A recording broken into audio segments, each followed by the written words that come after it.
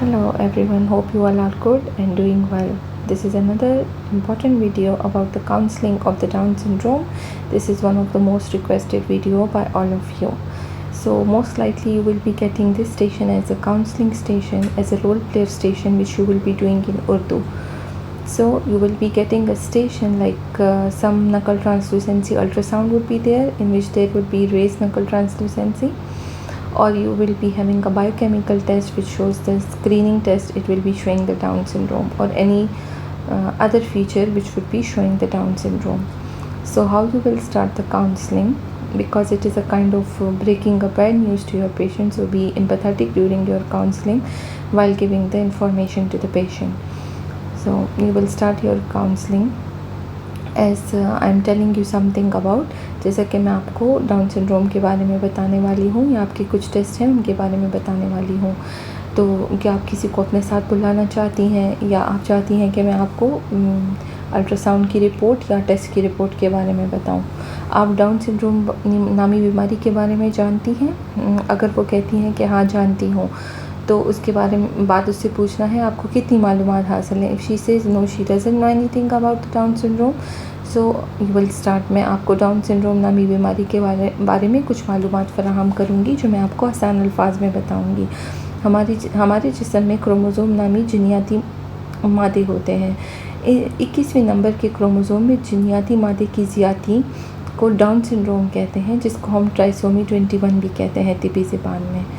इस बीमारी के बारे में मैं आपको बताती हूँ। इस बीमारी के हामिल अफराद नॉर्मल ज़िंदगी गुजार सकते हैं। औसत उम्र 60 से 70 साल तक होती है, लेकिन कुछ अफराद ज़हनी तौर पर कमज़ोर भी होते हैं और इंतहाई निगहदाश्त की ज़रूरत होती है। पैदाइश से पहले हम नहीं बता सकते कि इस बीमारी के हामिल अफराद नॉर्मल ज़िंदगी गुजारेंगे या ज़हनी तौर पर माजूर होंगे। ज़्यादातर वो माएँ जिनकी उम्र 40 या उससे ऊपर होती है, उनमें इनकी शरह ज़्यादा होती है। डाउन सिंड्रोम के बच्चों की शरह ज़्यादा होती है, लेकिन ये ज़रूरी नहीं है। 20 साल की औरत भी अगर हामिला होती है तो 1500 में से एक बच्चा डाउन सिंड्रोम होने के इम्कानात हैं। अगर तो उम्र 30 साल है तो 800 में से एक, अगर तो उम्र 35 साल है तो 270 में से एक, अगर तो उम्र 40 है तो 100 में से एक बच्चे के डाउन सिंड्रोम होने के इम्कानात हैं। लेकिन 45 साल की हामिला ख़वातीन 50 में से एक के डाउन सिंड्रोम के बच्चा होने के इम्कानात हैं। आपको मैं बताती चलूँ, डाउन सिंड्रोम के जो बच्चे होते हैं 50% में तकरीबन दिल का कोई ना कोई मर्ज़ होता है, और हर 5 में से एक बच्चे को ऑपरेशन की ज़रूरत पड़ती है। सुनने की सलाहियत कम होती है या होती ही नहीं। नज़र की भी कुछ कमज़ोरी होती है, और कुछ ख़ास किस्म के कैंसर भी इनमें ज़्यादा पाए जाते हैं, और आगे जाकर इनमें कुछ जहनी कमज़ोरी जिसको हम डिमेंशिया कहते हैं उसके असरात भी पाए जाते हैं।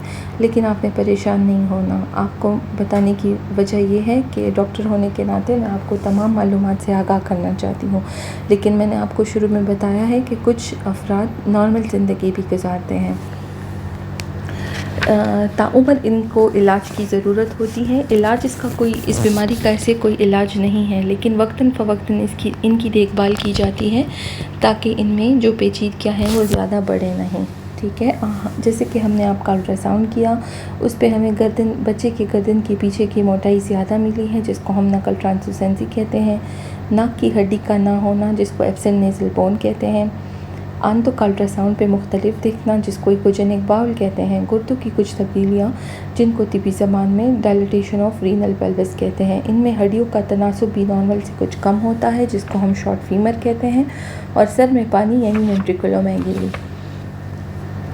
ये तमाम ख़तवाल पैदाइश से पहले के हैं जो हमें अल्ट्रासाउंड पर मिलते हैं।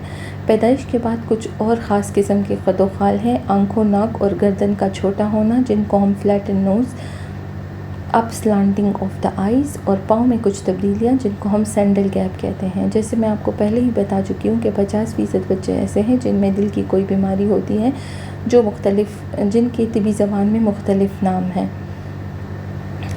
आगे जाकर इनकी गदूद के कुछ मसाइल होते हैं, जिनको हम थायरॉयडिज़म यानी हाइपोथायरॉयडिज़म कहते हैं। बलूगत का अपने वक्त पर शुरू ना होना, इनमें डिलेड प्यूबर्टी भी पाई जाती है। और जहनी कमज़ोरी, जिसको अल्ज़ाइमर कहते हैं। آپ کے بچے کے دل کا الٹراساؤنڈ کیا جائے گا جس کو ہم ایکو کہتے ہیں، اور پیدائش کے بعد سننے کی صلاحیت کے کچھ ٹیسٹ یعنی آڈیوگرام، آنکھوں کا چیک اپ بھی کیا جائے گا۔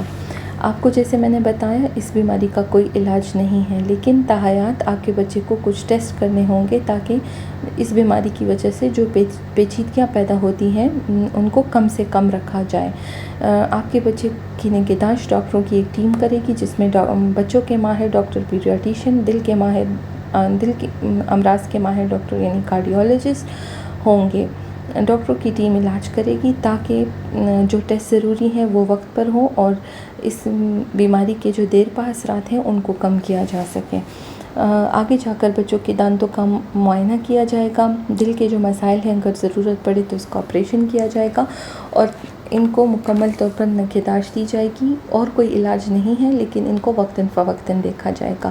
آپ کو اگر کسی اور قسم کی معلومات کی ضرورت ہو آپ مجھ سے پوچھ سکتی ہیں، میں آپ کو معلوماتی کتاب چھاپ بھی دوں گی، آپ آرام سے پڑھ سکتی ہیں۔ میں اس بات کو محسوس کر سکتی ہوں کہ یہ خبر آپ کے لیے کچھ خوشگوار نہیں ہے، لیکن ڈاکٹر ہونے کے ناطے آپ کو تمام مسائل سے آگاہ کرنا میری ذمہ داری ہے۔